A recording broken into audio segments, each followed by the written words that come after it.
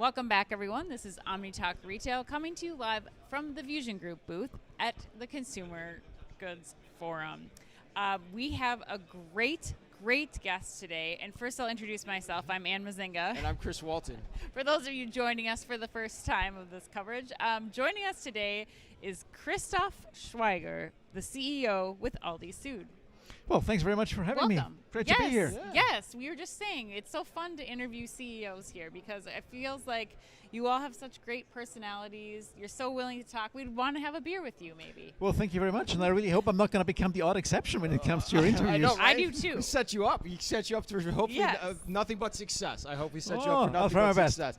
All right, so let's start with Aldi Süd. So explain to our audience, especially back home in the U.S., what is it, and also your background too, if you don't mind. Sure. Let's start with the company first. Aldi Süd is a discount grocery retailer. We operate in 11 markets. One of them is the U.S., which is a really big business for us. We've been in the U.S. since 1972, if I'm not completely mistaken. Yeah. So for quite a long time, and we operate 2,300 stores now throughout the U.S. and globally we have a footprint of roughly 8,000 stores spanning basically all of Europe, Australia. We got business in China as well, and the US, as I've said. And if you will, we were the inventors of discount grocery retailing back in the 1950s, 60s.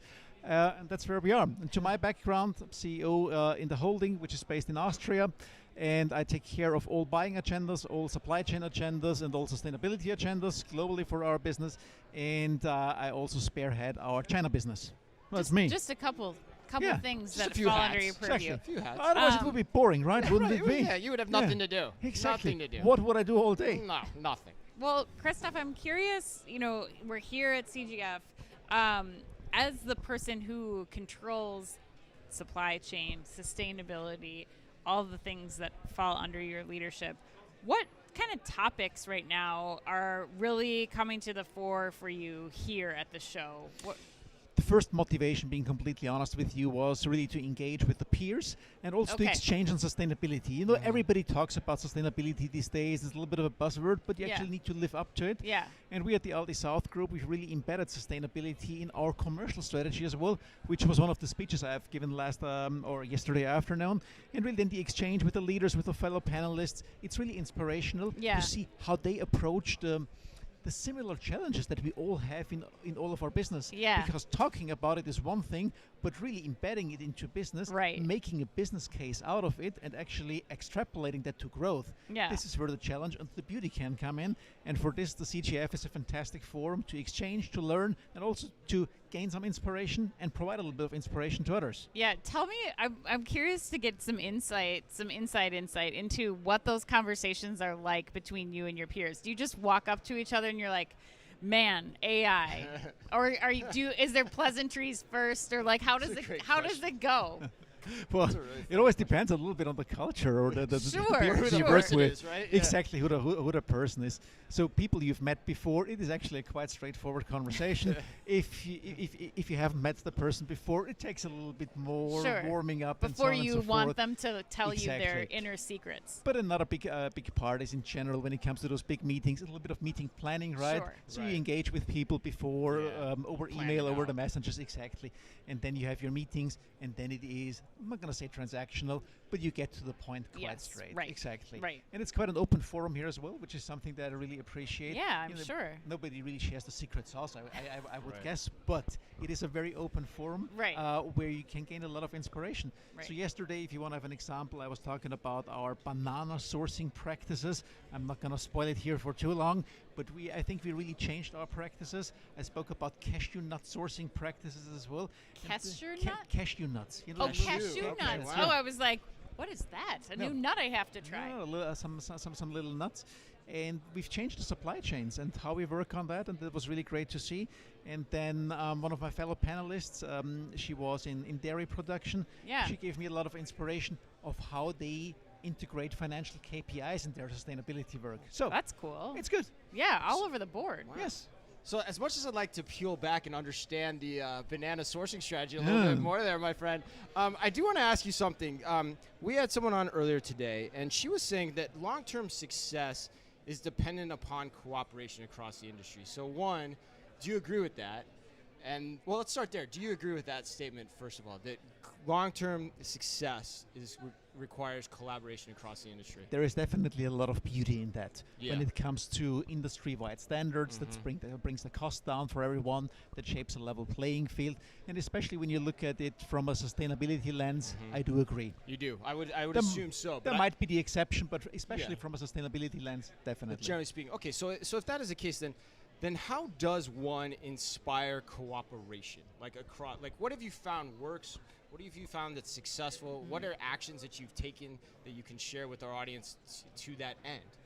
So I was part of a session last afternoon where it was about data mining from our suppliers in order to fulfill the regulatory demands that we have. That's a good starting point. Especially here in Europe. Yeah. So it might not be the most beloved topic that you might have, but the point is quite simple. We all mine data quite differently from our suppliers, which is an additional on-cost for the suppliers. Right. But at the end of the day, the legislation, talking about European legislation, is the same for everyone. So if we find a way how we do it in a more streamlined, more straightforward way that brings the cost down for everyone, is actually good for everyone. So that would be a practical example. And I hear about that same sort of thing in the States. Why is that so hard for everyone to get on board with? Because it sounds so intuitive in a lot of ways, or is it easy to get everyone on board with that? I would say it is perhaps not a first, but a second for all of us. Okay. Because historically we didn't do it that much. Okay, just the muscle memory's not there. Exactly. Look, Okay. we all work in a competitive environment. I think that's just what it is. But that's exactly the power of getting here together at the CGF to have this form as a facilitation, because when you're in there, as you rightly say, it all seems quite like a no-brainer. Yeah, right. But somebody needs to start the conversation. Yeah, right. right. That's Somebody what has it to is. lead. Exactly. Right. Okay. Got it. So what's ahead for you right now, Christoph? What are you excited about, both from an operations perspective at Aldi Süd, and then also from what you're going to be bringing to your customers in the next couple of years? So first of all, there was a lot of inspiration over the last 36 hours that I've been here, and I really need to work through it, and I need to digress to that. But the point is quite simple. One of the big takeaways is here that there is two main developments, and the one goes into the sphere of artificial intelligence, which is basically a productivity enhancer for all of us. Right. The same goes for the Aldi Süd group, where it is a tool for us in order to ensure that we can in the future offer the best quality at the very best price in the market. But then there's another component coming in, and that is from the sustainability angle. Okay. We at the Aldi Süd Group believe that customers shouldn't have to choose between something expensive that is good from a sustainability point of view, Right. or not affordable. So our quest, if you will, is that we make sustainability affordable for our customers, and this is, I think, what they can expect going forward from us, with the efficiency gains we can get in from all the tech support or the tech enablement we foresee. Right. So. That makes sense. Yeah, using the money that you're saving, resources that you're saving Exactly. to put towards lowering prices, which ultimately is driving where especially today's consumers are choosing to shop. That's a perfect summary. Yeah, that's great. So before I let you go, too, one of the topics that we were just talking about with someone else was around cybersecurity, especially with all the activity over here in Europe of late, and then also some of it coming overseas into the U.S. How has your job changed in terms of cybersecurity and the focus you've had to put on it over the last few years? I can give you to give you a really proper answer what it means for our business, I would have to check in with our chief information officer. But for me, from a personal side, what I do see is there is many more scam attacks that are coming in through all the different channels, and that means managing passwords, managing logins. That was not as important historically, so there's a really big thing, because I think the systems per se that we, at least in our business, have are rather on the secure side, but it's that last human component that you have in, which basically is a door that can be opened quite easily. So this is what I already feel, and I do feel that there is a lot of work that needs to be done in order to ensure that we can keep the operation safe. So it's something you guys are keenly focused on, I would Yes. imagine. Yeah, we got that on our list, definitely. Especially the human side of it, too, Absolutely. right? The training Absolutely. and education. All right, well, thank you so much. Oh, thank you. It was an absolute pleasure. Thank you for I having think me. you lived up to the hype, my friend. I think you lived up to the hype. Hope so. Yeah. Let's see what the audience thinks about it. Right, yeah, we'll let them decide, right? Exactly. Yeah, right. They need to decide. Got to follow the customers, They'll right? vote up or down. Yeah, We'll right. see. Vote up We'll or see. down. Yes. All right. Well, thank you again to Christoph, the CEO with Aldi Süd, Thanks for joining us. Thanks to the Fusion Group for making all of our coverage from the Consumer Goods Forum in Amsterdam possible. And until next time, Anne. Be careful out there.